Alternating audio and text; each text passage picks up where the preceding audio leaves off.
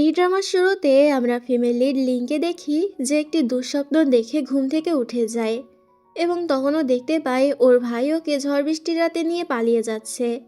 এটা হচ্ছে লিংয়ের ভাই যার নাম ইয়ান। তো লিনের বিয়ে রাজ্যের নিষ্ঠুর রাজা জুনের সাথে হয়েছে। এবার ওই নিষ্ঠুর রাজা থেকে লিংকে বাঁচানোর জন্য ইয়ান ওকে নিয়ে এখান থেকে পালিয়ে যাওয়ার চেষ্টা করছে।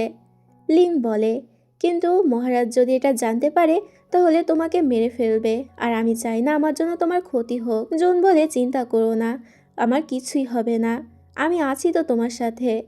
তখনই একটি তলোয়ার ওদের দিকে ধেয়ে আসে এবং ওই তলোয়ারটি সোজা ক্যারেজ ভেদ করে চালকের বুকে ঢুকে যায়। তখনই সেখানে রাজ্যের রাজা জুন চলে আসে এবং জুন হচ্ছে এই ড্রামার হিরো। জুন বলে, অবশেষে আমি তোমাকে খুঁজে পেলাম। জুনকে দেখে লিং বেশ ভয় পেয়ে যায়। জুন এখানে লিংয়ের গলা চেপে ধরে। ততক্ষণে ইয়ান মাথায় বাড়ি খেয়ে অনেকটা দুর্বল হয়ে গিয়েছে। জুন ইয়ানকে ধরে এক ঝটকায় বাইরে বের করে দেয়। ইয়ান সামনে তাকালেই জুনের গার্ডদেরকে দেখতে পায়, যারা ওকে মারার জন্য প্রস্তুতি নিয়ে এসেছে। লিং জুনের কাছে অনুরোধ করে বলে ইয়ানকে যেতে দিতে, ইয়ানের এতে কোনো দোষ নেই। জুন বলে, তার আগে তুমি এটা বলো, তোমার তো এখন আমার বেডে থাকার কথা, তুমি এখানে কি করছো? আচ্ছা ঠিক আছে, আমি ইয়ানকে ছেড়ে দেব, কিন্তু তার আগে তোমাকে আমার সাথে এখানেই নাইট স্পেন্ড করতে হবে। ততক্ষণে বাইরে জুনের গার্ডেরা ইয়ানকে গাছের সাথে ঝুলিয়ে দেয় টর্চার করার জন্য। ইয়ান সামনে তাকালে ক্যারেজের ভিতরে ওদের ছায়া দেখতে পায় এবং ইয়ান খুব স্পষ্টভাবে ওদের কথাবার্তা শুনতে পাচ্ছিল। লিং বলে, ইয়ান আমার বড় ভাই হয়, আমি তাকে সম্মান করি, আমি কি করে তার সামনে এসব কিছু করব? জুন বলে, ঠিক আছে, যেহেতু ও পথে কাটা তাহলে আমি ওকে পথ থেকে সরিয়ে দিচ্ছি। এবার লিংয়ের হাতে আর কিছুই করার ছিল না, তাই নিজের অনিচ্ছা সত্ত্বেও ও সেখানে জুনের সাথে মিলিত হতে শুরু করে এবং বাইরে থেকে সব কিছুই ছায়ার মাধ্যমে ইয়ান দেখতে পায়। ইয়ানের অনেক খারাপ লাগে। লিং জুনকে বলে, আপনি যা বলবেন আমি তাই করতেই রাজি আছি, কিন্তু আগে আমার ভাই ইয়ানকে যেতে দিন। এবার এটা শুনে জুন তো রেগে যায় আর বলে, তুমি এখন ওই বাইরের ছেলেটাকে নিয়ে চিন্তা করছো? ঠিক আছে, ওকে এবার আমার পথ থেকে সরাতেই হবে। বলেই জুন তখন ইয়ানকে মারার জন্য তলোয়ার হাতে বেরিয়ে আসে এবং যখনই ও ইয়ানকে মারতে যাবে তার আগেই সামনে চলে আসে লিং, যার জন্য লিংয়ের বুকে তলোয়ার গেঁথে যায়। ইয়ান এটা দেখে চিৎকার করে ওঠে। জুন এটা করতে চায়নি, নিজের অজান্তেই ওর চোখ দিয়ে পানি চলে আসে। লিন মাটিতে লুটিয়ে পড়ে। তখনই ওর চোখের সামনে একটি ঝোনাকি পোকা চলে আসে। পরক্ষণে লিং নিজেকে অন্য একটি জায়গায় আবিষ্কার করে। নৌকা চালক বৃদ্ধা লোকটি বলে, তুমি এখন মৃত্যু এবং জীবনের দ্বারপ্রান্তে দাঁড়িয়ে আছো, আমি চেয়েও তোমাকে আর সামনে নিয়ে যেতে পারছি না। সেটার কারণ কি তোমাকে খুঁজে বের করতে হবে। যতক্ষণ না তুমি নিজের ইচ্ছা শক্তির দ্বারা এটা করতে পারছো ততক্ষণ তুমি পুনর্জন্ম নিতে পারবে না। এখানে আমরা লিংয়ের জীবন সম্পর্কে কিছু জানতে পারি। লিংয়ের জীবনও বাকি 5টা মেয়ের মতোই ভালো ছিল। লিং সম্ভ্রান্ত পরিবারের মেয়ে ছিল। তবে এমনই একদিন লিংয়ের বাবাকে মিথ্যা অপবাদ দিয়ে বিষ খাইয়ে মৃত্যুদণ্ড দেওয়া হয়। এরপর লিংয়ের মাকে জোর করে দ্বিতীয় বিয়ে দেওয়া হয়। সেটা সে সহ্য করতে না পেরে আত্মহত্যা করে। এমনকি সেই বছরেই জুন রাজ্য দখল করে রাজার সিংহাসনে বসে এবং প্রথম দেখায় ও লিংয়ের প্রেমে পড়ে যায় এবং লিংকে জোর করে নিজের উপপত্নী বানিয়ে নেয়। লিং আফসোস করে, সবার মতো ওর জীবনটাও কেন সাধারণ হলো না। কিন্তু এখন ওকে পুনর্জন্ম নিতে হলে কারণ খুঁজতে হবে যে কেন সামনে এগোতে পারছে না। বৃদ্ধা লোকটি বলে, ইচ্ছা শক্তি থাকলেই তুমি সব কিছু করতে পারবে, নিজের ইচ্ছা শক্তিকে কাজে লাগাও। মূলত আসল দুনিয়ায় লিংয়ের মৃত্যু তো হয়ে গিয়েছে সত্যি সত্যি, কিন্তু তারপরও জুন ঠিক করে লিংকে এভাবেই নিজের কাছে রেখে দেবে। ইয়ান চিৎকার করে বলে, ও মারা গিয়েছে, এখন তো ওকে মুক্তি দাও, এমন কেন করছো তুমি? জুন বলে, কে বলেছে ও মারা গিয়েছে? যতক্ষণ না আমি ওর দাফন কাজ করছি ততক্ষণ ওর আত্মা মুক্তি পাবে না এবং ও আমার কাছেই থেকে যাবে। ও আমার সম্পত্তি, আমি ওকে কোথাও যেতে দেব না। লিংয়ের মৃতদেহ যাতে পচে না যায় তাই জুন কিছু রাসায়নিক পদার্থ দ্বারা সেটাকে সংরক্ষণ করে রাখে। এবার এসব কিছু দেখে এই দুনিয়ায় বসে লিং তো অনেক রেগে যায়। তবে জুন বলে, তুমি হচ্ছ আমার ওয়াইফ, আমার সম্পত্তি, আমি তোমাকে কি করে যেতে দিতে পারি বলো? লিং এবার আরও রাগে ফেটে পড়ে। একটা মানুষ কতটা এভিল হলে মৃত্যুর পরও ওকে শান্তি দিচ্ছে না। লিং বলে, আমি যদি আর একটা সুযোগ পেতাম তাহলে ওর কাছ থেকে এমন প্রতিশোধ নিতাম যা ও কখনো ভুলতে পারতো না। ওকে তিলে তিলে নিজের হাতে মারতাম। আমি আর একটা সুযোগ চাই। কথাটা বলার সাথে সাথে লিংয়ের হঠাৎ করে ঘুম ভেঙে যায় এবং লিং নিজেকে নিজের বাড়িতে আবিষ্কার করে। তখন সেখানে লিনের মেড চিয়াও চলে আসে। লিন চিয়াওকে দেখতেই ওকে গিয়ে জড়িয়ে ধরে ইমোশনাল হয়ে যায়। আসলে আগের বার চিয়াও মারা গিয়েছিল। এবার যেহেতু চিয়াও বেঁচে আছে তার মানে নিশ্চয়ই লিংয়ের মা বাবাও বেঁচে আছে। এটা ভেবেই লিং বাইরে বেরিয়ে আসে। সব কিছু আবারও আগের মতো হাসি খুশি হয়ে গিয়েছে। গার্ডেনে যেতে লিং নিজের মাকে দেখতে পায়। লিংয়ের মা বেঁচে আছে। আসলে লিংকে আর একটা সুযোগ দেওয়া হয়েছে। লিং সোজা নিজের বাবার কাছে আসে এবং বাবাকে জড়িয়ে ধরে। এখানে আমরা ইয়ানকেও দেখতে পাই। সবাইকে জীবিত দেখে লিং অনেকটা ইমোশনাল হয়ে যায়, তার সাথে খুশিও হয়ে যায়। তবে এখন লিংয়ের বাবার উপরে বিপদ আসতে চলেছে, কারণ এই বছরই লিংয়ের বাবাকে মিথ্যা অপবাদ দিয়ে মৃত্যুদণ্ড দেওয়া হয়েছিল। এবার যে করেই হোক লিংকে নিজের ভাগ্য পরিবর্তন করতেই হবে। তখনই লিং দেখতে পায় ওর আঙ্কেল ডিং, যে কিনা লিংয়ের বাবার সম্পর্কে ছোট ভাই হয়, সে এখানে এসেছে এবং সে মূলত এখানে একটি অফিসিয়াল কাগজে সই করানোর জন্য এসেছিল লিংয়ের বাবার থেকে। লিংয়ের মনে পড়ে আগের জন্মে এই আঙ্কেল ডিংই অফিসিয়াল কাগজের নাম করে একটি ইল্লিগাল কাগজে ওর বাবা সই নিয়ে গিয়েছিল, যার জন্য পরে ওর বাবাকে মিথ্যা অপবাদ দিয়ে মৃত্যুদণ্ড দেওয়া হয়েছিল। লিংয়ের বাবা আবার নিজের ভাইকে বেশি বিশ্বাস করত, তাই কাগজটা ভালো মতো না পড়েই সেটাতে সই করে দেয়। তবে তার আগেই লিন সেখানে এসে সেই কাগজটা ছিঁড়ে টুকরো টুকরো করে দেয় এবং সোজা আঙ্কেল ডিংকে চড় মারতে শুরু করে। এটা দেখে লিংয়ের বাবা বলে, তুমি নিজের আঙ্কেলের গায়ে কী করে হাত তুলতে পারো? লিং তারপরও ওকে চড় মারতে থাকে এবং সবাইকে সত্যিটা বলে দেয়, এই আঙ্কেল ডিং কোনো অফিসিয়াল কাগজে সই করাতে আসেনি, বরং একটা ইলিগাল কাগজে সই করাতে এসেছে, যেটাই সই করলে ওদের পরিবার বিপদে পড়বে। লিং আরও বলে, যদি তোমাদের আমার কথা বিশ্বাস না হয় তাহলে তোমরা সবটা খুঁটিয়ে দেখতে পারো ভালো করে। এই আঙ্কেল ডিংকে জিজ্ঞাসাবাদ করলে সমস্ত সত্যিটা বেরিয়ে আসবে। আঙ্কেল ডিং বলে, আমার বিরুদ্ধে তোমার কাছে কি কোনো প্রমাণ আছে? আমি কোনো জিজ্ঞাসাবাদের উত্তর দিতে পারবো না। আঙ্কেল ডিং সেখান থেকে ভেগে যেতে চাইলে ওর সামনে ইয়ান এসে দাঁড়ায়। ইয়ান বলে, আমি ইম্পেরিয়াল গার্ড, তাই আমার অধিকার আছে আপনাকে জিজ্ঞাসাবাদ করার।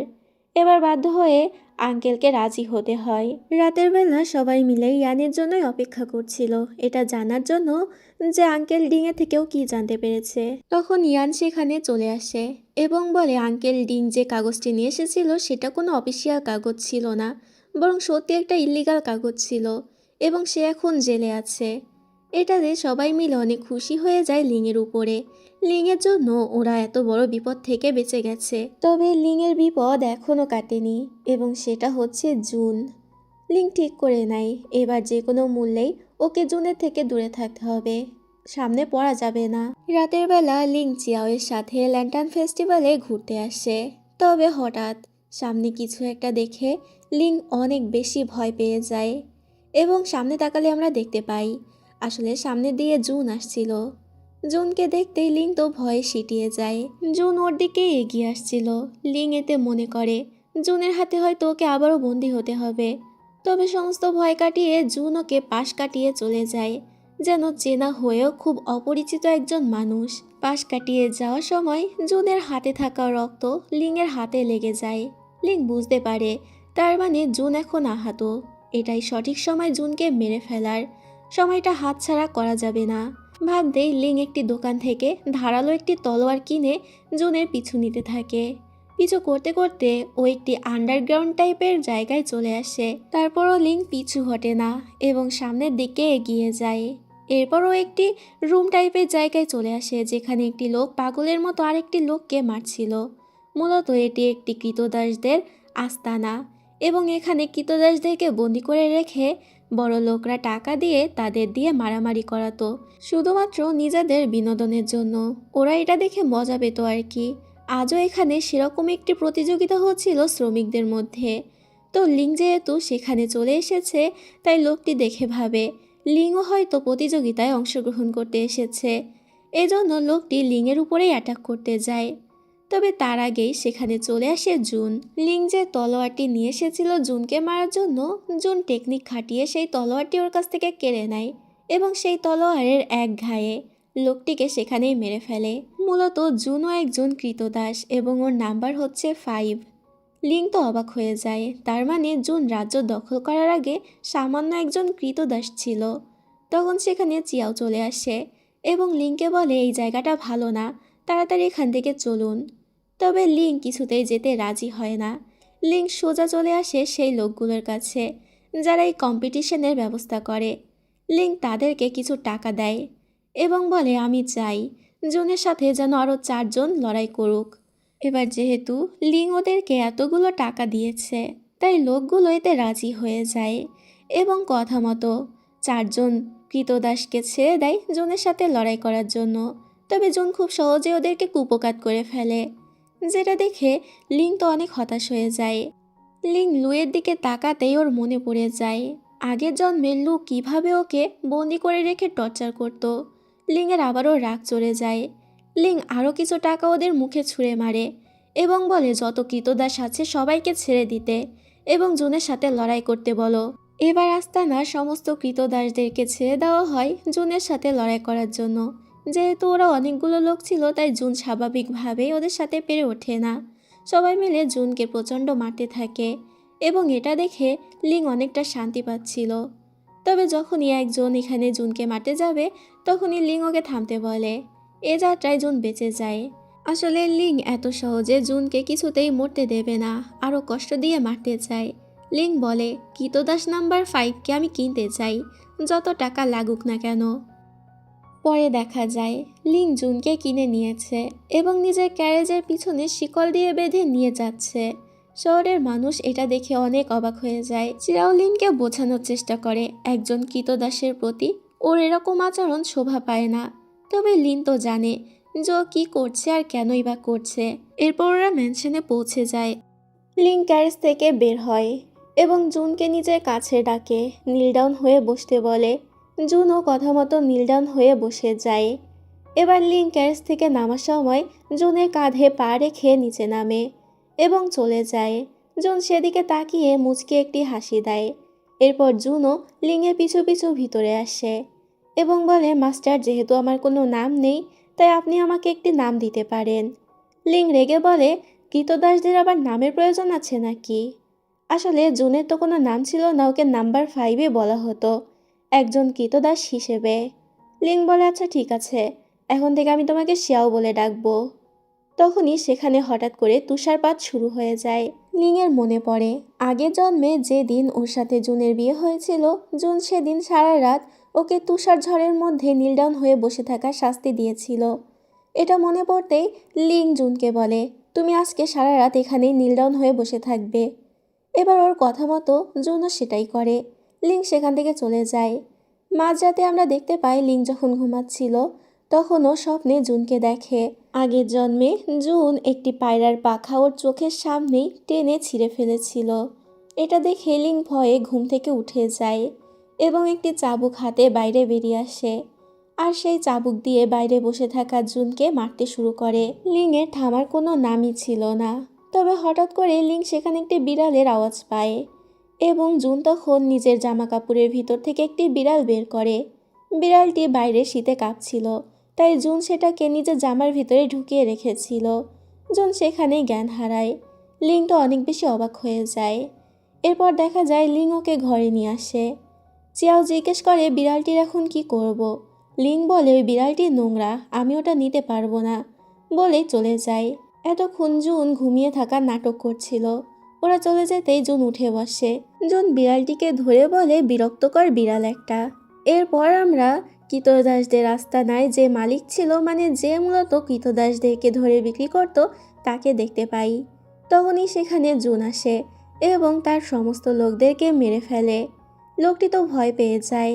জুন সেখানে তাকেও মেরে দেয় এবং বাইরে বেরিয়ে আসে, যেখানে আমরা জুনের পুরো টিমকে দেখতে পাই। মূলত জুন একটি সিক্রেট সংগঠনের চিফ এবং এই সংগঠনটির দ্বারাই জুন বর্তমান যে ক্রাউন প্রিন্স আছে তাকে মেরে ফেলে ভবিষ্যতে রাজ্য দখল করে রাজা হয়। জুনের বিশ্বস্ত গার্ড স্যাং বলে, এখন আর আপনাকে চিন্তা করতে হবে না এবং মিস লিংকে আমরাই সামলে নেব, আপনি এখন নিশ্চিন্তে থাকুন। তবে জুন বলে, তোমাদের এতে নাক গলানোর দরকার নেই, আমি নিজেই সব কিছু সামলাতে পারবো। জুনের পরে ফিরে আসলে দেখতে পায় ওর রুমের ভিতরে লিং সেই বিড়াল নিয়ে বসে আছে। লিং ওকে জিজ্ঞেস করে, তুমি কোথায় গিয়েছিলে এত রাতে? জুন বলে, আসলে আমি তো বিড়ালটিকেই খুঁজতে গিয়েছিলাম। তখনই লিং দেখতে পায় জুনের শরীরে রক্ত লেগে আছে। লিং জিজ্ঞেস করে, এই রক্ত কিসের? জুন বলে, আসলে পুরনো ক্ষত থেকে রক্ত বের হচ্ছে। তবে লিং এর এটা বিশ্বাস হয় না। লিং বলে, জামা খোলো, আমি সেই ক্ষতটা দেখতে চাই। জুনেতে জামা খোলে এবং সেখানে সত্যি ক্ষত ছিল, যেটা দেখে লিংয়ের সন্দেহ কমে যায়। লিং সেখান থেকে চলে যায়। পরের দিন ইয়ান আসে লিংয়ের সাথে দেখা করতে। তখন সেখানে জুন আসলে ইয়ান জিজ্ঞেস করে, এই ছেলেটা কে? লিং উত্তরে বলে, এ হচ্ছে কৃতদাস, যাকে আমি কালকেই কিনেছি। ইয়ান বলে, কালকে কৃতদাসদের আস্তানায় থাকা সবাইকে মার্ডার করা হয়েছে, তুমি কি এই বিষয়ে কিছু জানো? ইয়ান ওকে আর কিছু প্রশ্ন করবে তার আগেই লিং সেখান থেকে ইয়ানকে নিয়ে চলে যায়। বাইরে আসলে লিং নিজের আন্টি হুয়াংকে দেখে যে ওর মায়ের সাথে দেখা করতে এসেছে। লিংয়ের মনে পড়ে যায় আগের জন্মে আন্টি হুয়াং ওর মাকে জোর করে অন্য জায়গায় বিয়ে দিয়ে দিয়েছিল। এই আন্টি হুয়াংও এক নম্বরের শয়তান একটা মহিলা। আন্টি হুয়াং লিংয়ের মায়ের জন্য কিছু পেস্ট্রি এনেছিল। এবার লিংয়ের আদেশে চিয়াও গিয়ে ভুল করে সেই পেস্ট্রিগুলো ফেলে দেয়। লিং সেখানে এসে বলে, আরে আরে, সকল পেস্ট্রি তো নষ্ট হয়ে গেল, তবে এখন একটা ভালো আছে। কিন্তু এটা তো নষ্ট পেস্ট্রি, আপনি আমার মায়ের জন্য নষ্ট পেস্ট্রি এনেছেন? আন্টি হুয়াং বলে, আরে না না, এমন কিছু না, লং জার্নি করে আসতে গিয়ে হয়তো নষ্ট হয়ে গেছে। লিং নিজের মাকে বলে, আন্টি হুয়াং তো জানেই যে তুমি মিষ্টি জাতীয় জিনিস পছন্দ করো না, তাহলে সে তোমার জন্য পেস্ট্রি কী করে আনতে পারলো? আন্টি হুয়াং বলে, তুমি আমার সাথে এভাবে কেন কথা বলছো? কথাটা বলার সাথে সাথে লিং তার মুখে সেই নষ্ট পেস্ট্রিটা ঢুকিয়ে দেয়। এতে লিংয়ের মা উল্টো লিংয়ের উপরেই রাগ দেখায়, বড়দের সাথে এমন কিছু করতে নেই। লিংয়ের মা আন্টি হুয়াংয়ের কাছে ক্ষমা চায় লিংয়ের জন্য। লিং মনে মনে ভাবতে থাকে আন্টি হুয়াংকে কী করে শায়েস্তা করবে। এর মধ্যে সেখানে আঙ্কেল ডিং এসে হাজির হয়। মূলত আঙ্কেল ডিং ঘুষ দিয়ে জেল থেকে ছাড়া পেয়ে গিয়েছে। এবার যেহেতু আঙ্কেল ডিং ছাড়া পেয়ে গিয়েছে, তার মানে নিশ্চয়ই এখন ওদের পরিবারের উপরে কোনো বিপদ আসতে চলেছে। লিং এটা নিয়ে চিন্তায় পড়ে যায়। পরে দেখা যায় আন্টি হুয়াং বাইরে বের হলে আঙ্কেল ডিং এসে তাকে জড়িয়ে ধরে। মূলত এই দুজনের মধ্যে অবৈধ সম্পর্ক চলছে, যেটা লুকিয়ে লুকিয়ে লিং দেখে ফেলে। আঙ্কেল ডিং আন্টি হুয়াংকে তাড়াতাড়ি ক্যারেজে তুলে নেয় এবং সেখান থেকে চলে যায় রোম্যান্স করার জন্য। লিং মনে মনে কিছু একটা ভাবে এবং তাড়াতাড়ি জুনের কাছে এসে বলে, তোমাকে একটি কাজ করতে হবে। জুন বলে, তুমি শুধু বলো কি কাজ করতে হবে, আমি তাই করে দেব। লিং বলে, ঠিক আছে, তাহলে আমার সাথে এসো। লিং জুনকে নিয়ে বাজারে চলে আসে। সামনে দিয়ে আঙ্কেল ডিং এর ক্যারেজ আসছিল এবং ভিতরে আঙ্কেল ডিং আন্টি হুয়াংয়ের সাথে রোম্যান্স করছে। লিং জুনকে বলে, এই ক্যারেজটিকে তোমার যে করেই হোক অ্যাক্সিডেন্ট করিয়ে দিতে হবে। এবার কথা মতো জুন সেই ক্যারেজের সামনে চলে আসে। জুনকে সামনে আসতে দেখে সেই ক্যারেজ চালক ওকে সরতে বলে, তবে জুন তখন একটি পাথর সোজাই ঘোড়ার পায়ে ছুঁড়ে মারে। ঘোড়াটি এতে দিক বেদিক হয়ে গিয়ে অ্যাক্সিডেন্ট করে ফেলে। কাজ ঠিকঠাকভাবে হয়েছে এটা দেখে লিং বেশ খুশি হয়ে যায়।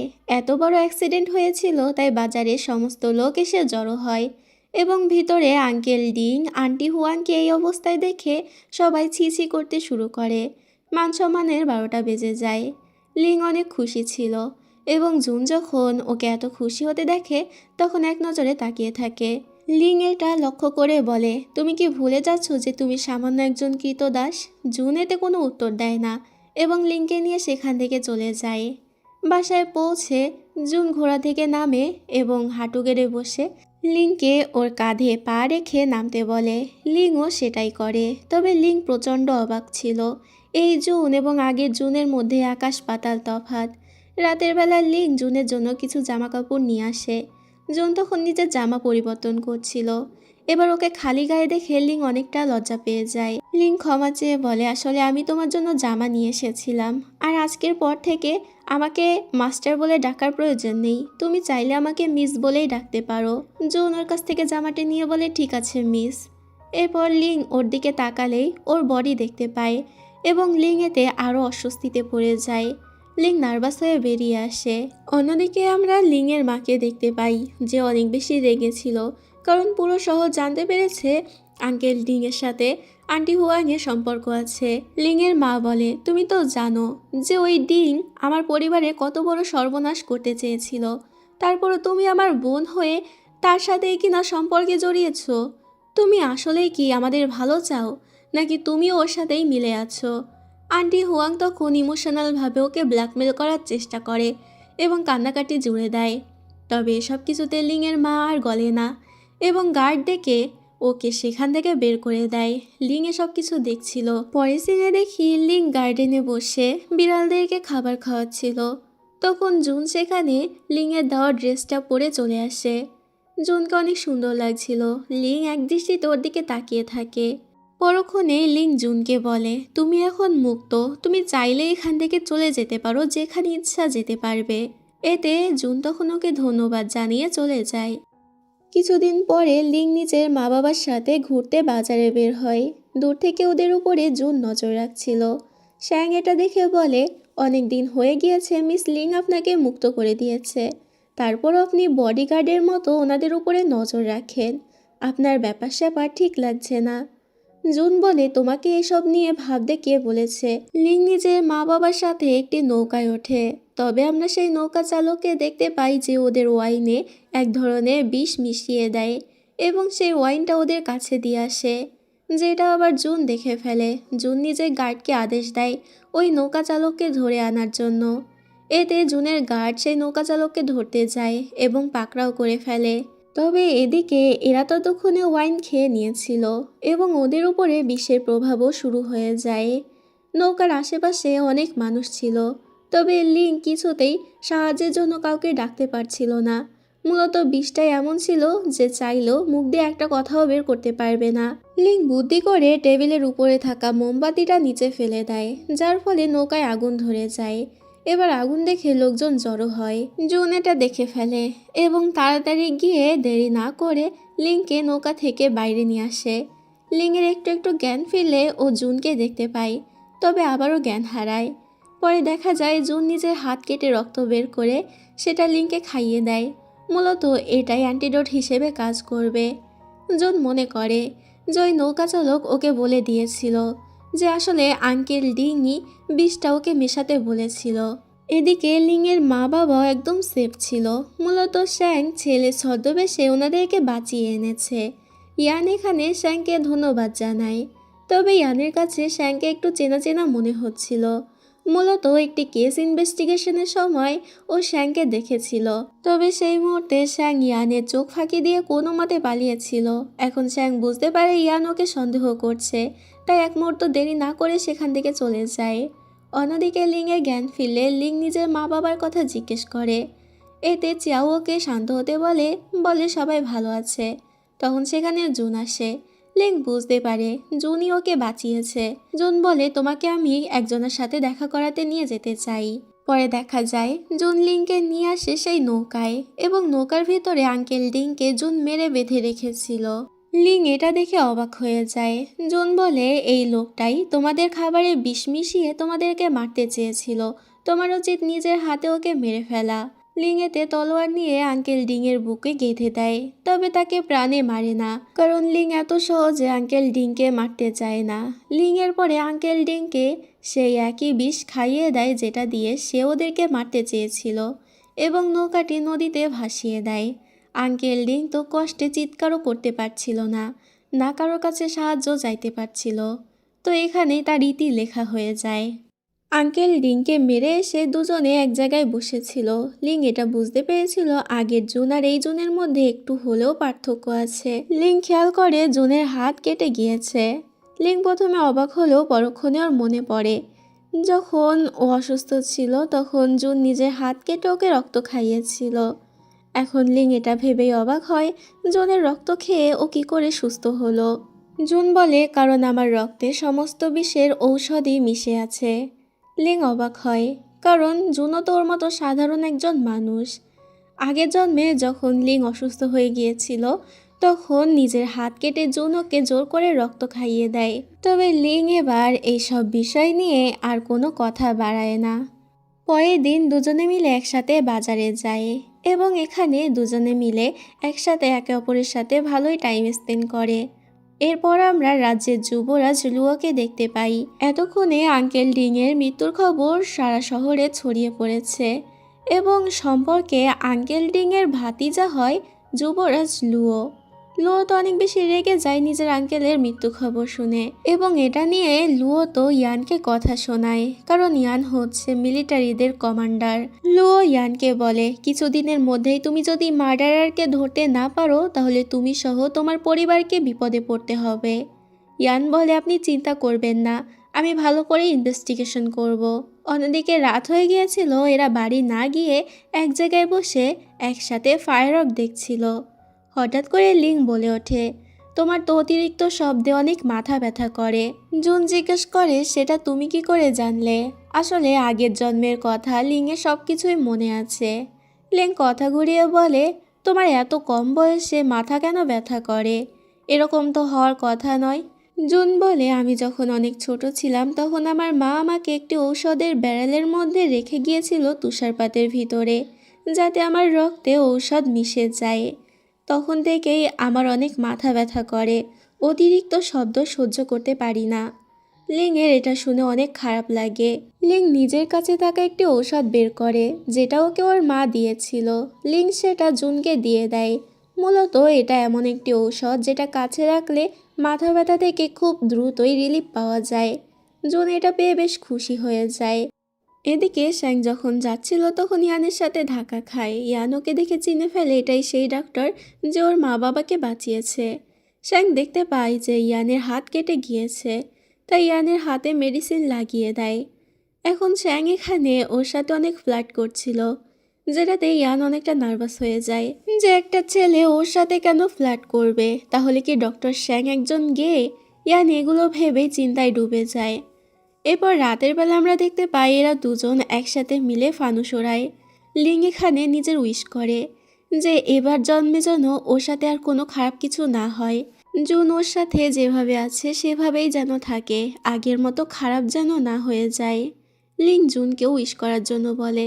জুন বলে, আমার উইশ করার দরকার নেই, আমি এসব গডে বিশ্বাস করি না। আমার যেটা দরকার আমি সেটা নিজেই নিয়ে নিতে পারি, কারোর কাছে উইশ করার প্রয়োজন হয় না। লিং এসব কিছু শুনে অনেকটা রেগে যায় এবং মন খারাপ করেই সেখান থেকে চলে যায়। যেটা দেখে জুন মনে মনে ভাবে, আমি কি সত্যি ওর মন খারাপ করিয়ে দিলাম? রাতের বেলা জুন অনেক ঘুমানোর চেষ্টা করে, শুধু লিংয়ের কথাই বারবার চিন্তায় আসছিল। লিংয়ের সাথে কাটানো মুহূর্তগুলো ভেবেও ঘুমাতে পারছিল না। জুন তো এটা নিয়ে চিন্তায় পড়ে যায়, ও কি সত্যি লিংয়ের প্রেমে পড়ে গেল নাকি? এটা পরীক্ষা করার জন্য জুন লিংয়ের রুমে যায় এবং লিংয়ের অনেকটা কাছে যায়। এবার লিংয়ের কাছে গিয়েই জুনের হার্টবিট অনেক ফাস্ট হয়ে যায়। এতে জুন শিওর হয়ে যায় যে ও লিংকে পছন্দ করে। অন্যদিকে শ্যাং বাজারের মধ্যে দিয়ে যাওয়ার সময় ইয়ানকে একটি জায়গায় বসে ড্রিঙ্ক করতে দেখে। এতে ও সোজা গিয়ে ইয়ানের পাশে বসে। ইয়ান একটু অবাক হয়, ও ইয়ানের সাথে ড্রিঙ্ক করার নাম করে সবগুলো ফেলে দিচ্ছিল। ইয়ান ড্রাঙ্ক হয়ে গিয়েছিল, তাই মজা করার জন্য শ্যাংয়ের দাড়ি ধরে টান দেয়।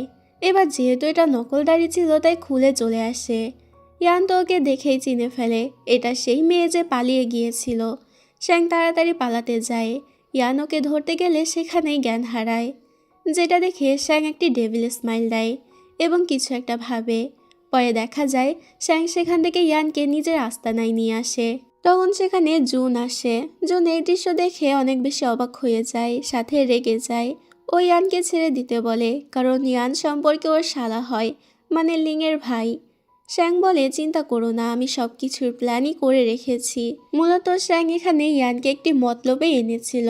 শ্যাং নিজের মুখ থেকে একটি পোকা বের করে এবং সেটা সোজা ইয়ানের মুখে ঢুকিয়ে দেয়। সাথে সাথে সেখানে শ্যাং জ্ঞান হারায়। এতে সবাই চিন্তায় পড়ে যায়। তবে তখনই ইয়ানের জ্ঞান ফিরে আসে আসলে শ্যাংয়ের আত্মা এখন ইয়ানের ভিতরে চলে এসেছে।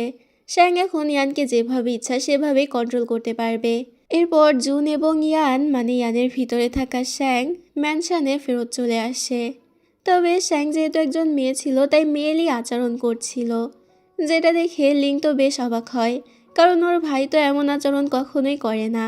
ইয়ান বুঝতে পারে বেশিক্ষণ এখানে থাকলে নির্ঘাত ধরা পড়বে, তাই বাহানা দিয়ে পালিয়ে যায়।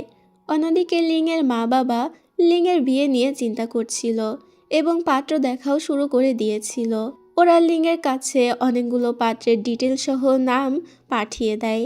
লিং মনোযোগ দিয়ে সেগুলো দেখছিল। এটা দেখে অনেক বেশি রেগে যায় জুন। জুন জিজ্ঞেস করে, সত্যি কি তুমি বিয়ে করতে চলেছ? লিং বলে, তো আর কি করব, বাবা মা যেহেতু চেয়েছে বিয়ে তো করতেই হবে।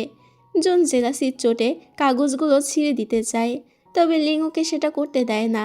লিং কাগজগুলো গুছিয়ে রাখতে গিয়ে ইচ্ছা করেই সেগুলো আগুনে ফেলে দেয়, কারণ লিং এই বিয়ে নিজেই করতে চাচ্ছিল না। জুন এটা বুঝতে পেরে হাসতে শুরু করে। লিং তো ফু দিয়ে আগুনের তেজ আরও বাড়িয়ে দেয়, যাতে ওগুলো তাড়াতাড়ি পুড়ে ছাই হয়ে যায়।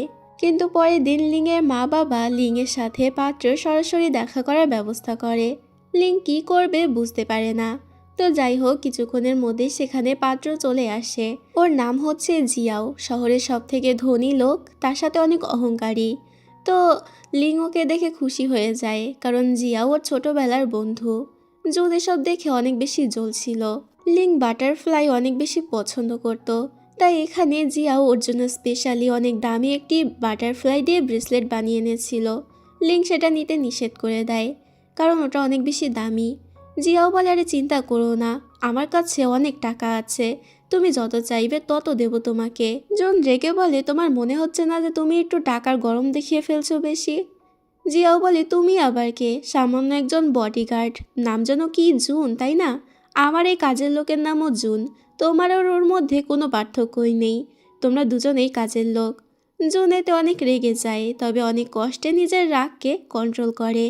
জিয়াও লিংকে বলে, আমি একটি রেস্টুরেন্ট বুক করেছি আমাদের জন্য, তুমি চলো আমার সাথে।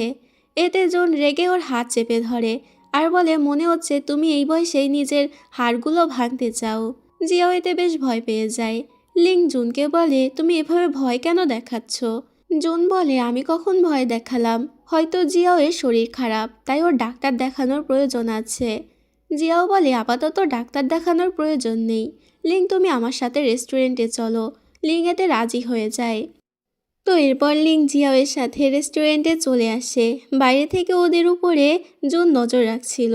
লিং জিয়াওকে বলে, দেখো তুমি আমার থেকে অনেক ভালো মেয়ে ডিজার্ভ করো, বিশেষ করে আমি তো তোমার যোগ্যই না, তাই আমাদের বিয়ে নিয়ে এখন ভাবা উচিত না। জিয়াও এটা শুনে রেগে বলে, তুমি কি ওই বডিগার্ড জুনকে ভালোবেসে ফেলেছো? লিং বলে, কি বলছো? আমি জুনকে কেন ভালোবাসতে যাব? তুমি ভুল বুঝছো। বাইরে থেকে এটা শুনে জুনের মন ভেঙে যায়। জুন মন খারাপ করে চলে যায় এবং একটি সরাইখানায় এসে বসে থাকে। তখন সেখানে শ্যাং চলে আসে, মানে ইয়ানের বডিতে তো শ্যাংই ছিল। শ্যাং বলে, আপনার এখন উচিত নিজের মনের কথা লিংকে বলে দেওয়া। জুনের কাছেও মনে হয় শ্যাং ঠিক বলেছে।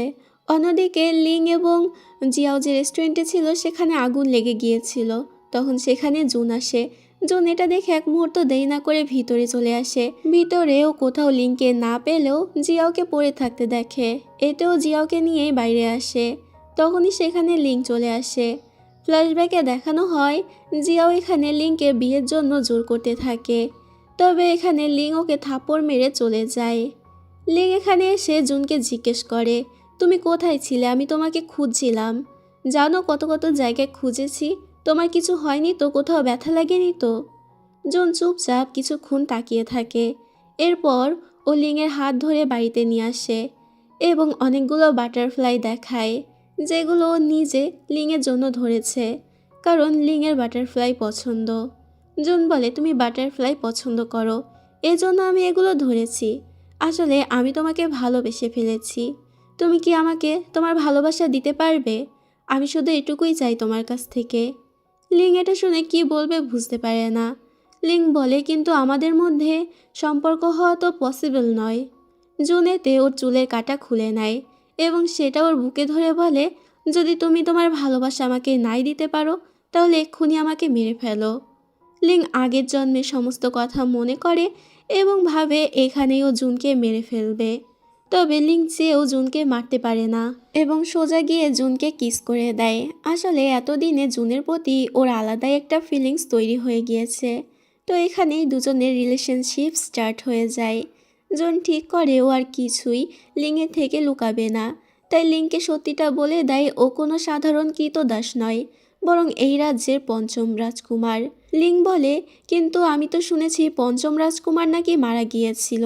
জুন বলে, না, সেদিন আমি কোনো মতে বেঁচে গিয়েছিলাম। তখন থেকে আমি নিজেকে সবার কাছ থেকে আড়াল করে রেখেছি, শুধুমাত্র ক্রাউন প্রিন্সকে মারার জন্য। লিং জিজ্ঞেস করে, কেন? জুন বলে, আমার মা ছিল একজন মুন ক্ল্যানের সদস্য। যখন আমার জন্ম হয় তখন এক জ্যোতিষী ভাগ্য গণনা করে বলে আমি নাকি দুর্ভাগ্যের প্রতীক। তখন থেকে মহারাজ আমাকে নিজের ছেলে বলে অস্বীকার করে। এরপর আমার মাও মুন ক্ল্যানে ফেরত চলে যায়, পিছনে রেখে যায় আমাকে এই নরকের ভিতরে। তখন ক্রাউন প্রিন্স আমার উপরে অনেক টর্চার করত। এরপর আমাকে মেরে ফেলার চেষ্টা করেছিল, তবে আমি কোনো মতে বেঁচে গিয়েছি। লিং জিজ্ঞেস করে, তো এখন তুমি ক্রাউন প্রিন্সকে মারতে চাও? জুন বলে, তুমি তো মানুষ হত্যা করা পছন্দ করো না। আমি যদি এখন কাউকে খুন করি তাহলে তুমি নিশ্চয়ই আমাকে ঘৃণা করবে, তাই আমি এখন দ্বিধায় পড়ে গিয়েছি। লিং বলে, মোটেই এমনটা নয়। ক্রাউন প্রিন্স আসলেই একজন অত্যাচারী মানুষ এবং অত্যাচারী মানুষদের শাস্তি একমাত্র মৃত্যু। তুমি যা করবে তাতেই আমি তোমার সাথে আছি, কিন্তু তুমি কথা দাও কখনো কোনো নির্দোষ মানুষের গায়ে হাত তুলবে না। এতে জুন খুশি হয়ে ওকে কথা দেয় কখনো নির্দোষ মানুষদেরও ক্ষতি করবে না। পরের দিন আমরা ইয়ানকে দেখতে পাই, যেখানে ইয়ানের বডিতে থাকা শ্যাংয়ের আত্মা শ্যাংয়ের বডিতে ফেরত চলে আসে এবং ইয়ানের আত্মা ইয়ানের বডিতে ফেরত চলে আসে।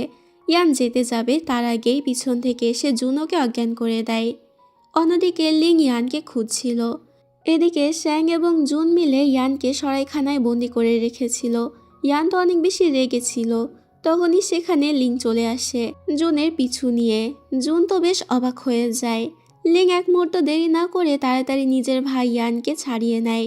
ইয়ান তখন তলোয়ার নিয়ে শ্যাং এবং জুনকে মারার জন্য উদ্যত হয়, তবে লিং কোনো মতে ইয়ানকে আটকায় এবং তাড়াতাড়ি জুনকে সেখান থেকে পালিয়ে যেতে বলে।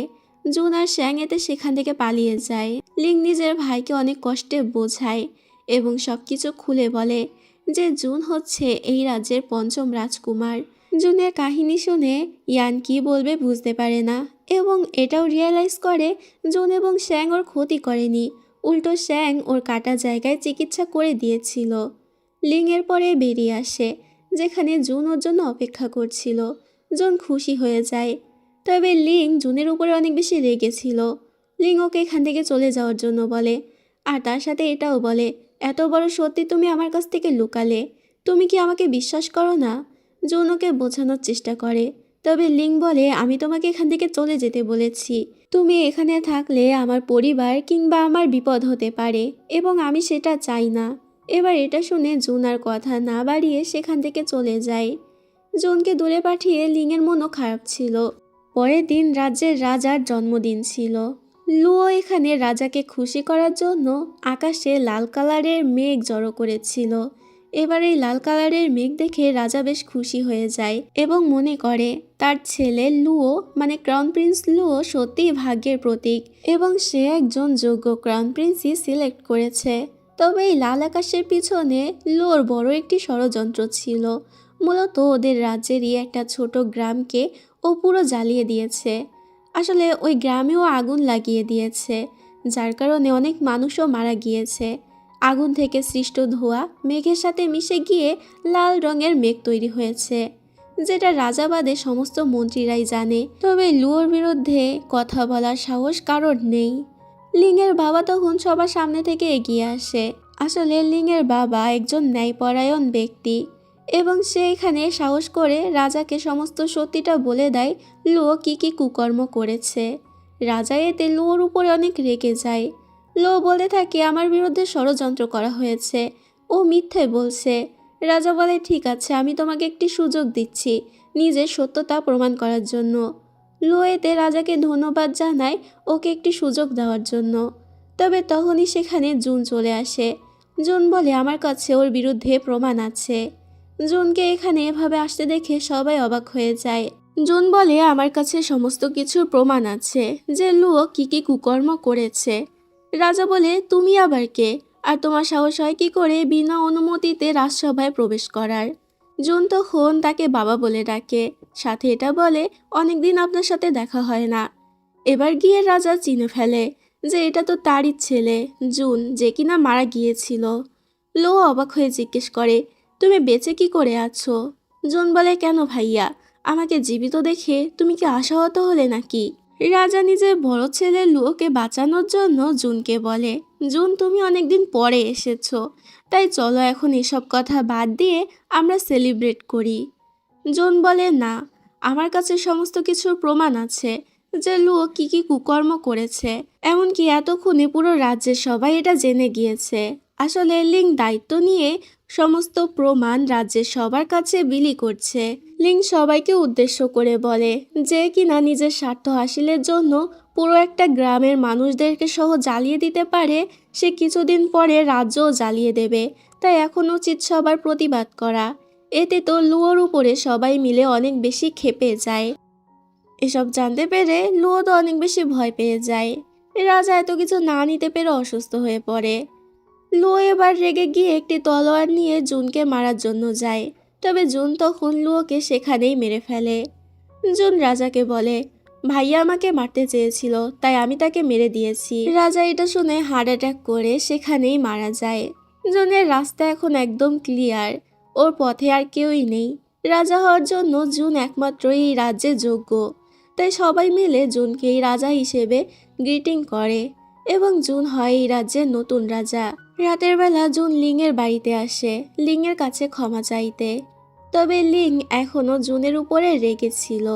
জুন এতে লিংয়ের কাছে হাঁটু গেড়ে ক্ষমা চায়, সাথে এটাও কথা দেয় আর কখনো ওর কাছ থেকে কিছু লুকাবে না। লিং বলে, আর যদি তুমি নিজের কথা না রাখো? জুন বলে, আমি যদি কথা না রাখি তাহলে আমার জন্য ভয়ঙ্করভাবে মৃত্যু হয়ে যায়। লিং এটাতে রেগে যায় আর বলে, কী সব বলছো তুমি, এসব বলার দরকার নেই। জুন বলে, আচ্ছা ঠিক আছে, যদি আমি নিজের কথা না রাখি তাহলে আমি আমার মুখ কখনোই তোমাকে দেখাবো না। এবার গিয়ে লিং জুনকে ক্ষমা করে দেয়। ওদের মধ্যে সমস্ত কিছু ঠিক হয়ে যায়। পরের দিন খুব ধুমধাম করে অনুষ্ঠানের সাথে দুজনের বিয়ে হয়ে যায়। উল্লেখ্য বিষয় হলো, এটা কিন্তু শুধু ওদের বিয়ের অনুষ্ঠান নয়, বরং আজকেই জুনের রাজ অভিষেক হয়েছে এবং সেই একই দিনে জুন লিংকে নিজের মহারানী বানিয়েছে। সবাই একে একে ওদেরকে উপহার দিতে থাকে। ঠিক তখনই সেখানে সবার মধ্যে দেখে হাজির হয় জুনের মা। এবার নিজের মাকে দেখে জুন রেগে গিয়ে জিজ্ঞেস করে, আপনি এখানে কি করছেন? এরপর দেখা যায় জুন নিজের মায়ের সাথে আলাদা করে কথা বলতে আসে। এই মহিলা একসময় জুনকে ছেড়ে চলে গিয়েছিল, তবে এখন যখন জুন রাজা হয়েছে তখন নিজের মায়ের অধিকার ফলাতে এসেছে। জুন ডিরেক্টলি তাকে এখান থেকে চলে যাওয়ার জন্য বলে এবং পাতা না দিয়ে সেখান থেকে চলে আসে। বাইরে লিং ওর জন্য অপেক্ষা করছিল। জুন আসলে লিং জিজ্ঞেস করে, তোমার মায়ের সাথে কি কথা হলো? জুন লিংকে সবকিছু খুলে বলে এবং এটাও জিজ্ঞেস করে, আমি তাকে ক্ষমা না করে কি কোনো নিষ্ঠুরতম কাজ করেছি? লিং বলে, মোটেই না, সে তোমার খারাপ সময় তোমার পাশে থাকেনি, তুমি একদম ঠিক কাজ করেছো আর আমি সবসময় তোমার পাশে আছি। জুনের মায়ের দাসী জিজ্ঞেস করে, জুন তো আপনার ফাঁদে পা দিল না, তাহলে এখন আমরা কি করব? জুনের মা বলে, চিন্তার কোনো কারণ নেই, আমি অলরেডি জুনের ভিতরে এক ধরনের পয়জন পুশ করে দিয়েছি। জুন এখন আমার কন্ট্রোলে থাকবে, আমি যা বলবো তাই ওকে করতে হবে। এরপর কিছুদিন পরের সিন দেখানো হয়। বিষের প্রভাবে জুন প্রায়ই এখন রেগে থাকে, আগের জন্মের মতো। ছোট ছোট কারণে এক একজনকে ধরে মৃত্যুদণ্ড দিয়ে দেয়। জুন এখন একেবারে আগের জন্মের মতো হয়ে গিয়েছে, মানে আগে যেরকম শয়তান ছিল তেমন। এই খবর যখন লিং জানতে পারে তখন লিং সোজা ওর সাথে দেখা করতে আসে এবং জিজ্ঞেস করে, তুমি এসব কেন করছো? আসলে জুন এগুলো নিজে থেকে করছে না, জুনের মাথা ঠিকমতো কাজ করছে না। জুন নিজেকে শান্ত করার জন্য লিংকে জড়িয়ে ধরে এবং লিংকে জড়িয়ে ধরতে ও কিছুটা রিলিফ ফিল করে, যেটা আবার বাইরে থেকে জুনের মা দেখে ফেলে। জুনের মা মনে মনে ভাবে, এভাবে চলতে থাকলে উনি জুনকে কন্ট্রোল করতে পারবে না। এরপর আমরা ইয়ানকে দেখি, যে নিজের চোখে দৃষ্টি হারিয়ে ফেলেছিল, তো রাস্তা দিয়ে যাওয়ার সময় ও অজ্ঞান হয়ে পড়ে যায়। দূর থেকে শ্যাং ওকে দেখে ফেলে। শ্যাং ইয়ানকে নিজের সাথে করে নিয়ে আসে। ইয়ান যেহেতু চোখে দেখতে পাচ্ছিল না, এই কারণেও শ্যাংকে চিনতে পারে না। ইয়ান শ্যাংকে বলে, তুমি যদি আমার চোখের দৃষ্টি ফিরিয়ে আনতে পারো তাহলে তুমি যা বলবে আমি তোমাকে তাই দেব। শ্যাং এতে রাজি হয়ে যায়। অন্যদিকে জুনের মা জুনকে ডিনারের জন্য ইনভাইট করেছিল। সে এখানে চেষ্টা করতে থাকে জুনকে খাবার খাওয়ানোর, তবে জুন এখানে তার হাতে বানানো খাবার কিছুতেই খেতে রাজি নয়। তারপরও জুনের শরীর খারাপ হচ্ছিল। আসলে জুনের মা এখানে খাবারে নয়, বরং মোমবাতির ভিতরে সেই বিষটা মিশিয়েছিল, কারণ সে জানতো জুন কখনোই তার হাতে বানানো খাবার খাবে না। এবার জুনের উপরে সেই বিষের প্রভাব পড়লে জুনের মা ওকে উস্কাতে থাকে। এই প্রাসাদে এখনো অনেকে জীবিত রয়েছে যারা ছোটবেলায় জুনকে অনেক অত্যাচার করেছে, অনেক মারধর করেছে। জুনের উচিত তাদেরকে গিয়ে মেরে ফেলা, কারণ তাদের একমাত্র শাস্তি হলো মৃত্যু, এবং জুনই পারবে তাদেরকে মারতে। এবার এই কথাগুলো শুনে এবং সেই বিষের প্রভাবে জুন তো অনেক প্রভাবিত হচ্ছিল এবং নিজের কন্ট্রোল হারিয়ে ফেলে। সিন এখানে কাট হলে পরে আমরা লিংকে দেখি যে জুনের জন্য স্যুপ নিয়ে যাওয়ার সময় সামনে কিছু একটা দেখে থমকে যায়। সামনে প্রাসাদের অনেকেরই লাশ পড়ে আছে এবং দাঁড়িয়ে আছে জুন। লিং তো অবাক হয়ে যায় আর জিজ্ঞেস করে, তুমি কেন তাদেরকে মারলে? তুমি তো আমাকে কথা দিয়েছিলে নির্দোষ মানুষদের কখনোই তুমি ক্ষতি করবে না। জুন বলে, তারা নির্দোষ ছিল না, তারা আমাকে ছোটবেলায় অত্যাচার করেছে এবং তুমি তো বলেছিলে অত্যাচারীদের সাজা একমাত্র মৃত্যু। জুন রেগে স্যুপের বাটি ফেলিয়ে দিতে গেলে গরম স্যুপ সোজা লিংয়ের হাতে পড়ে। এবার জুনও নিজের ভুল বুঝতে পারে এবং লিংয়ের হাত দেখতে চায়। জুনের হঠাৎ করে মাথা অনেক ব্যথা হতে থাকে এবং বলতে থাকে, আমি কিছুই করতে চাইনি, তবে কেন এসব করলাম আমি নিজেও জানি না। লিং ওকে শান্ত করার চেষ্টা করে এবং ওকে কিস করে দেয়। এই খবর জুনের মায়ের কাছে পৌঁছে যায়। জুনের মা বলে, এই লিংকে এবার আমার পথ থেকে সরাতে হবে। জুনের মায়ের আদেশে তার দাসী গিয়ে লিংয়ের জন্য প্রস্তুত করা গোসলের পানিতে কিছু একটা মিশিয়ে দেয়। কিছুক্ষণ পরে লিং সেই পানিতে গোসল করে। গোসল করে বাইরে বেরোলে দেখতে পায় জুন ওর সাথে দেখা করতে এসেছে। এখানে জুন ওর সাথে মিলিত হতেই যাবে, তখনই সেই বিষের প্রভাবে জুন সেখানেই হ্যালুসিনেশন করতে শুরু করে এবং দেখতে পায় ইয়ান তো ওর রুমেই বসে আছে, যেখানে ইয়ান লিংকে বলছিল, লিং চলো এই জুনকে মেরে আমরা পালিয়ে যাই এবং আমরা অনেক সুখে শান্তিতে একসাথে থাকবো। জুন এগুলো কল্পনাই করছিল এবং ও ছাড়া এগুলো লিং তো দেখতে পাচ্ছিল না। জুন এটা দেখে ভাবে লিং হয়তো ইয়ানের সাথে ওকে চিট করছে। লিং তো বুঝতেই পারে না যে জুনের আসলে হয়েছেটা কি, তবে জুন অনেকটা উত্তেজিত হয়ে পড়ে। তার মধ্যে ইয়ান বারবার ওর ইলিউশনের ভিতরে আসছিল। জুন এবার অনেকটা রেগে গিয়ে লিংয়েরই গলা চেপে ধরে এবং ফোর্সফুলি ওকে কিস করতে শুরু করে। এরপর আমরা জুনকে রাজসভায় দেখতে পাই। তখন সেখানে জুন নিজের মাকে ডেকে আনে এবং গার্ডদেরকে বলে এই মহিলাকে বন্দি করার জন্য। জুনের মা অবাক হয়ে জিজ্ঞেস করে, আমি আবার কি করলাম? ফ্ল্যাশব্যাকে দেখা যায় জুন যখন লিংয়ের উপরে জোর জবরদস্তি করছিল, লিং তখন ওকে থাপ্পড় মেরে দেয়। এবার গিয়ে জুন নিজের হুঁশে ফিরে আসে এবং নিজের হাতই কেটে ফেলতে চায়, তবে লিং ওকে আটকায় আর বলে, তোমার মা যবে থেকে এসেছে তবে থেকেই তুমি এরকম আচরণ করছো।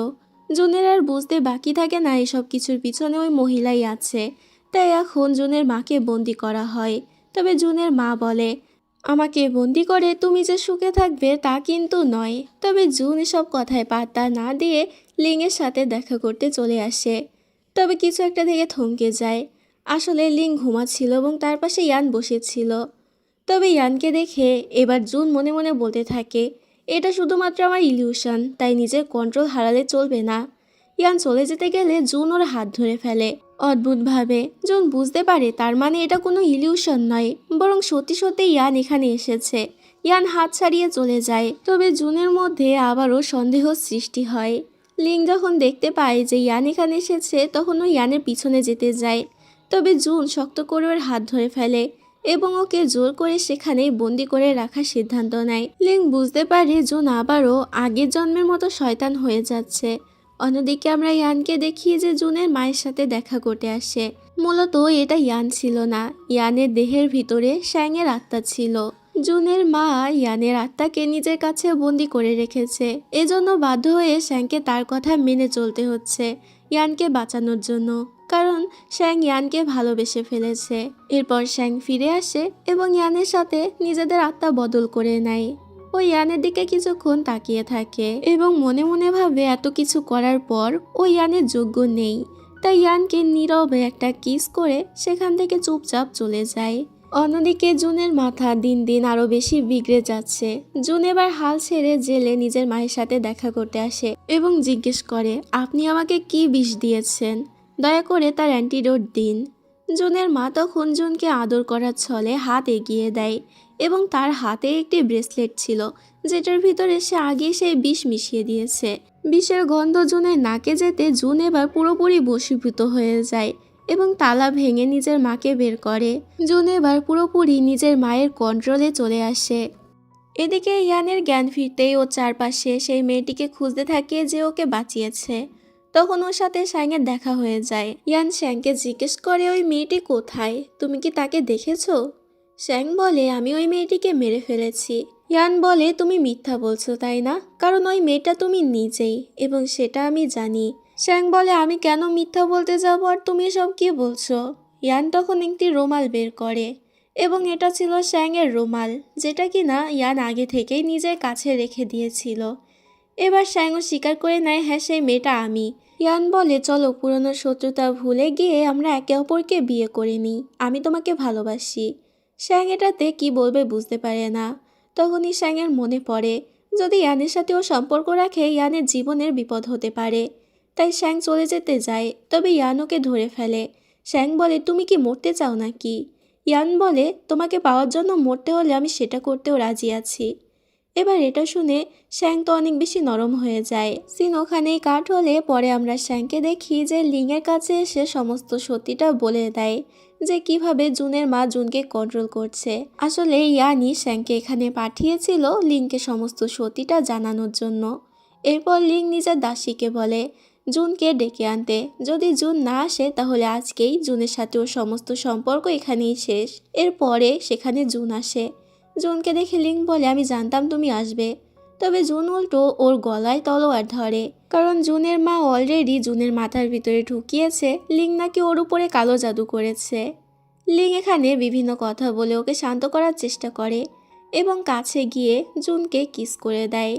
তো সিন এখানেই কাট হলে পরের সিনে আমরা দেখতে পাই জুন রাজসভায় আসে, যেখানে জুনের মাও উপস্থিত ছিল এবং সে অনেক খুশি ছিল, কারণ যেহেতু রাজাই তার কন্ট্রোলে তার মানে পুরো রাজ্যই তার কন্ট্রোলে।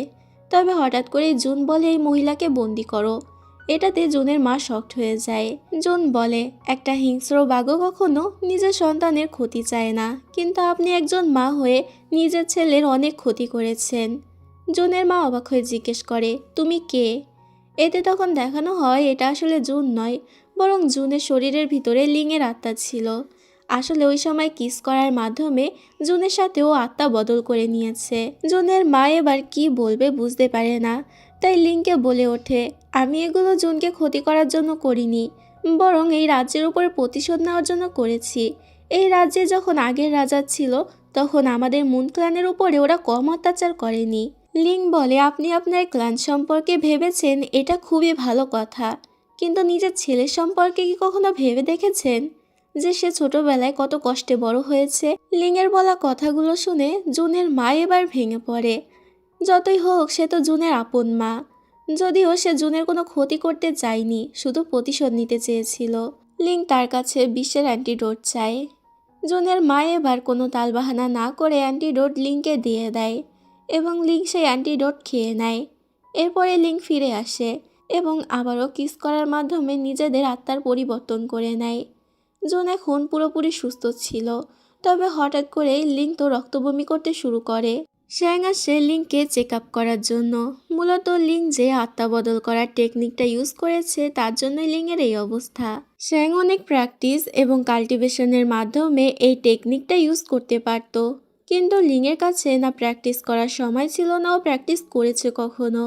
শ্যাং ওকে সতর্ক করে, এই টেকনিক ইউজ করলে হয়তো লিংয়ের প্রাণও চলে যেতে পারে, কিন্তু তারপরও লিং কোনো কথা শোনে না, কারণ এখন এই একটাই উপায় যেটা করেও জুনের মায়ের থেকে জুনকে বাঁচাতে পারবে। এখন লিংয়ের অবস্থা খুব খারাপ হয়ে গিয়েছিল। লিংয়ের বাঁচার কোনো উপায় ছিল না। লিং এই বিষয়ে জুনকে কিছু বলতে নিষেধ করে, তবে বাইরে থেকে জুন সব কিছুই শুনে ফেলে। তারপরও জুন এটা বুঝতে দেয় না লিংকে যে ও সব কিছু জেনে গিয়েছে। পরের দিন লিং অনেক সুন্দর করে সেজেগুজে তৈরি হয়েছিল, কারণ আজ জুন ওকে নিয়ে বাইরে ঘুরতে যাবে। দুজনে মিলে বাজারে চলে আসে। জুন ওকে সুন্দর একটা হেয়ার পিন কিনে দেয়।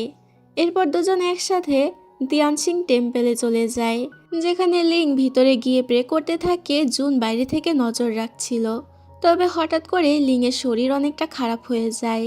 এবার লিংয়ের এত শরীর খারাপ হতে দেখে জুন তাড়াতাড়ি শ্যাংকে ডাকতে যেতে চায়, তবে লিং ওকে যেতে দেয় না, কারণ লিং নিজেও বুঝতে পেরেছিল ওর হাতে আর বেশি সময় নেই। এখন আর কোনো কিছুতেই লাভ হবে না। লিংয়ের এই অবস্থা দেখে জুন অনেকটা চিন্তায় পড়ে যায়, তবে লিং সেখানেই মারা যায়, যেটা দেখে জুন চিৎকার করে কান্না করে ওঠে। সিন এখানেই কাট হয়। আমরা কিছু বছর পরে সিন দেখি, যেখানে একজন গল্পকার সবাইকে তিয়ানসিং টেম্পলের সামনে দাঁড়িয়ে তাদের রাজার এই গল্পটা শোনাচ্ছিল। এত বছর কেটে যাওয়ার পরও লিংয়ের মৃত্যুর শোক এখনও জুন কাটিয়ে উঠতে পারিনি। জুন এখন একটা জিনিসের জন্যই অপেক্ষা করে, সেটা হলো ওর নিজের মৃত্যু। এমনই একদিন ওর চোখের সামনে একটি ঝোনাকি পোকা চলে আসে। জুন হঠাৎ করে নিজেকে জীবন ও মৃত্যুর দ্বারপ্রান্তে আবিষ্কার করে। ও বুঝতে পারে ফাইনালি ও মৃত্যুবরণ করেছে। তখন একটি লাল কাগজ উড়ে ওর কাছে আসে, যেখানে লেখা ছিল, আমি জুনের সাথে পরের জন্মে আবারও দেখা করতে চাই, জুনের সাথে থাকতে চাই।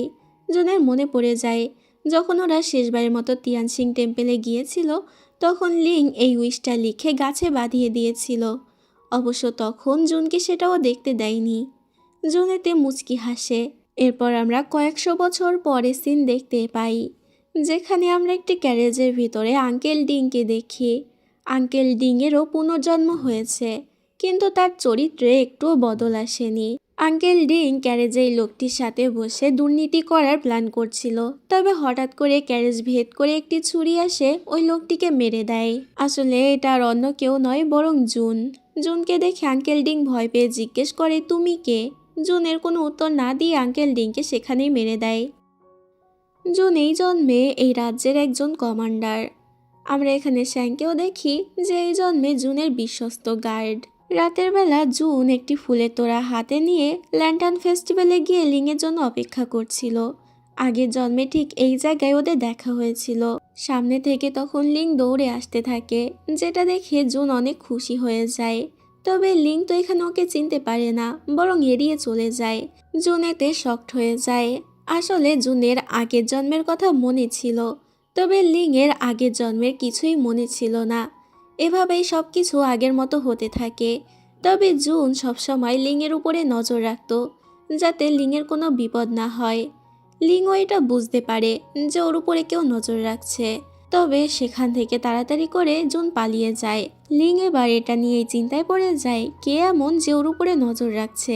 লিং এটা খুব ভালো করেই বুঝতে পেরেছিল যে লোকটি ওর উপরে নজর রাখছে সে সবসময় ওকে বিপদ থেকে বাঁচাচ্ছে।